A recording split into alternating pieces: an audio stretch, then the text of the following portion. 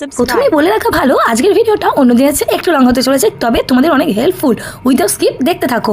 আমি পুরো ছাদ ঝাড় দিয়ে যা শুকনো পাতা হয়েছিল তোমরা আগের ভিডিওতে দেখিয়েছো, আমি সব এক জায়গায় রেখে দিয়েছিলাম। আর এই মাটিটা 3 দিন আগে আমি ছাদে শুকোতে দিয়েছিলাম। অবশ্য হ্যাঁ, তোমরা অনেকে এখন ভাবতে পারো যে এখন ভিডিওটা করছে, এখন তো বৃষ্টি, অনেক জায়গায় জল জমে গেছে, বাট না, আমি এটা অনেক আগে শ্যুট করে রেখেছি, সেটা তোমাদের এখন পোস্ট করছি।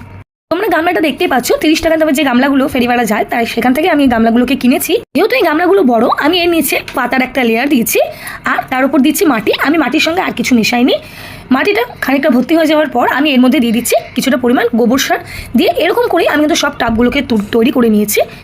আজকে আমি 3 ধরনের সিড বসাবো 3টে টাবের মধ্যে। প্রথম যে সিডটা তোমরা দেখতে পেলে সেটা ধনেপাতা গাছের সিড। আমি একটু হাত দিয়ে প্রেস করে ভেঙে নিচ্ছি। এটা 2 হাতেই করতে হয়, বাট আমি এক হাতে ক্যামেরা ধরে আছি, সেই কারণে একটা হাত দিয়ে করে নিচ্ছি। তোমরা ঠিক এভাবে স্পেরিক্যাল করবে, ভিজিয়ে রাখার খুব একটা দরকার পড়ে না। আর সেকেন্ড যে সিডটা আমি ছড়ালাম সেটা হলো মেথি শাক। এটা তোমরা মেথির সিডটা যে কোনো ধরনেরই দোকানে পেয়ে যাবে, মুদিখানা, যেটা মেথি বলে থাকি সেটাই। আর থার্ড যেটা আমি স্প্রিঙ্কেল করছি সেটা হলো পালং শাকের বীজ। এটা আমার আগের বছরে আমার নিজস্ব গাছ থেকে হারভেস্ট করে রাখা ফাঙ্গিসাইড দিয়ে রাখা ছিল, সেটাই আমি ছড়িয়ে দিলাম। 3 ধরনের বীজ আমার ছড়িয়ে দেওয়া হয়ে গেল 3টে টবের মধ্যে। এইবার ওপর থেকে জল দিয়ে একটা ওপর থেকে কভার দিয়ে দেবো, তাতে সিড থেকে গাছটা বেরোতে সময় খুব একটা বেশি লাগবে না। সেই কারণেই সিডগুলোর আপডেট দেখার জন্য ঝটপট গার্ডেনিং উইথ সুকন্যাকে সাবস্ক্রাইব করে নাও।